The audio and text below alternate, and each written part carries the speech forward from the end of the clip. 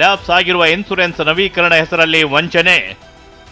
ಈಕೆ ಗೌಡ ತೀರ್ಥರಂಜನ್ ಮತ್ತಿವನು ಉದಯ್. ಇವರಿಬ್ಬರನ್ನ ಸಿಸಿಬಿ ಪೊಲೀಸರು ಬಂಧಿಸಿದ್ದಾರೆ.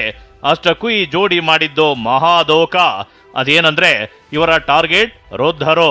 ಪ್ರತಿಷ್ಠಿತ ಇನ್ಸೂರೆನ್ಸ್ ಕಂಪನಿ ಹೆಸರಲ್ಲಿ ವಂಚನೆ ಮಾಡ್ತಿದ್ರು. ಹಿರಿಯ ನಾಗರಿಕರನ್ನೇ ಟಾರ್ಗೆಟ್ ಮಾಡಿ ನಿಮ್ಮ ಪಾಲಿಸಿ ಲ್ಯಾಪ್ಸ್ ಆಗಿದೆ, ಅದರ ಪ್ರೀಮಿಯಂ 1 ಕೋಟಿ, 1 ವರ್ಷದ ಬಳಿಕ 5 ಕೋಟಿ ಬರುತ್ತೆ ಅಂತ ಆಮಿಷ ಒಡ್ಡುತ್ತಿದ್ರು. ಇದನ್ನ ನಂಬಿದ ಗ್ರಾಹಕರು ಹಣವನ್ನ ಕಟ್ಟಿ ಮೋಸ ಹೋಗ್ತಿದ್ರು. ಹೀಗೆ ಇವರು ಸಂಪಾದನೆ ಮಾಡಿದ್ದು 1,80,00,000. ಇದಕ್ಕಾಗಿ ಈ ದಂಪತಿ ಒಂದು ಕಾಲ್ ಸೆಂಟರ್ ಅನ್ನೇ ಓಪನ್ ಮಾಡಿ 4-5 ಜನರನ್ನ ಟೆಲಿಕಾಲರ್ ಆಗಿ ನೇಮಿಸಿದ್ರು ಅನ್ನೋದು ತನಿಖೆ ವೇಳೆ ಬಯಲಿಗೆ ಬಂದಿದೆ.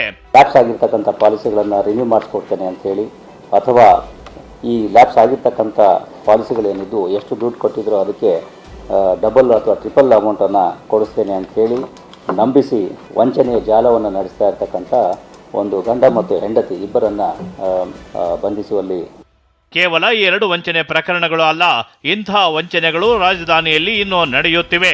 ಹಾಗಾಗಿ ಜನ ಯಾವುದೇ ಅಂಶಗಳಿಗೆ ಒಳಗಾಗಬಾರದು ಅಂತ ಪೊಲೀಸರು ಮನವಿ ಮಾಡಿದ್ದಾರೆ.